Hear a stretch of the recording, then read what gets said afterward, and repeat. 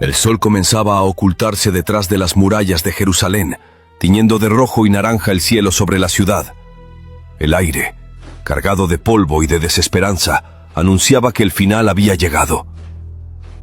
El pueblo de Israel, una vez glorioso y elegido por Dios, se encontraba ahora bajo la férrea mano del imperio babilónico.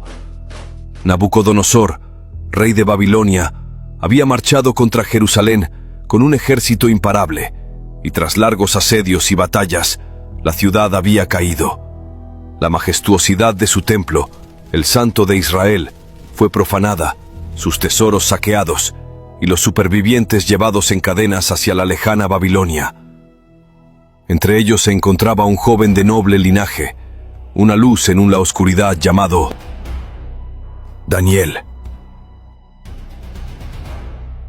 En su rostro se reflejaba la angustia y la tristeza, pero también una determinación que no parecía haber sido tocada por la barbarie que acababa de presenciar. La imagen de su ciudad ardiendo y el llanto de su pueblo aún resonaban en su mente. El templo, el centro de su vida y de su fe, ya no existía más que en sus recuerdos.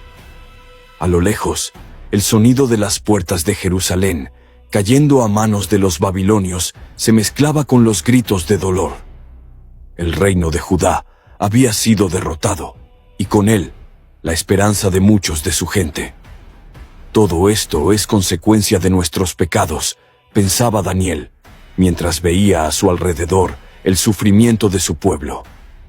Dios nos ha entregado en manos de nuestros enemigos, pero no perderé la fe, aunque todo se derrumbe. Daniel, junto con otros jóvenes de la nobleza israelita, fue apresado y encadenado. El rey Nabucodonosor había ordenado que los mejores jóvenes del reino fueran llevados a Babilonia, donde serían entrenados y utilizados en su corte.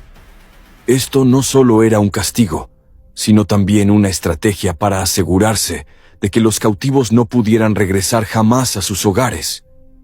Babilonia los sometería a su voluntad, cambiando su cultura, su identidad y su fe. El largo viaje hacia Babilonia fue agotador. Durante las largas jornadas por el desierto, Daniel observó cómo los rostros de los otros cautivos se desfiguraban por el miedo y la desesperanza. Algunos lloraban por sus hogares perdidos, otros simplemente caminaban en silencio, derrotados. Sin embargo, Daniel mantenía la mirada firme. Un pensamiento constante recorría su mente. Dios está conmigo. No importa cuán lejanas estén mis tierras, no me separaré de Él. La ciudad de Babilonia, cuando finalmente llegó a la vista, era una colosal maravilla de ingeniería, tan grandiosa que parecía desafiar la imaginación. Las puertas del palacio eran tan altas como montañas, las murallas imponentes, y los templos dedicados a los dioses babilónicos emitían una sensación de poder que aterraba. Pero en el corazón de Daniel, el miedo no encontraba lugar. Sabía que, aunque la ciudad fuera grande y sus dioses poderosos, su Dios, el Dios de Israel, era más grande aún.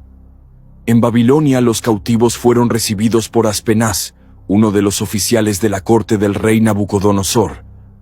Este hombre, aunque despiadado en su misión, observó con detenimiento a los jóvenes hebreos.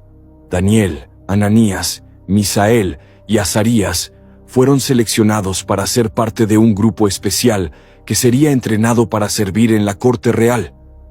Aspenaz vio en ellos inteligencia, nobleza y una belleza exterior que los destacaba, pero también supo que su lealtad a su fe podría ser un desafío para su régimen. El palacio de Nabucodonosor era todo lo que Daniel jamás había imaginado. El esplendor de las habitaciones, el lujo de los manjares y los adornos de oro en cada rincón impresionaban incluso a los más experimentados. Sin embargo, Daniel sabía que no era este el lugar donde debía buscar su paz. Su fe en Dios era lo único que lo mantenía firme, y sería esa fe la que lo acompañaría en su nuevo destino. La corte de Babilonia intentó quebrantar su espíritu de manera sutil. Los jóvenes hebreos fueron invitados a participar de los manjares del rey, un festín de carnes y vinos que había sido consagrado a los dioses babilónicos.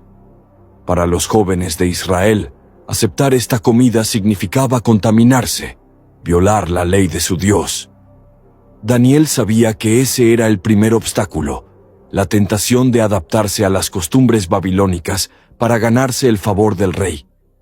Sin embargo, la lealtad de Daniel a su fe era inquebrantable. Decidió que no se contaminaría con la comida del rey y le pidió a Aspenaz que le permitiera una alternativa. «Prueba a tus siervos durante 10 días», dijo Daniel con firmeza. «Dame a mí y a mis compañeros solo verduras para comer y agua para beber. Y luego compara nuestra apariencia con la de los otros jóvenes que comen la comida del rey». Aspenaz, aunque reticente, aceptó el desafío. 10 días más tarde, Daniel y sus amigos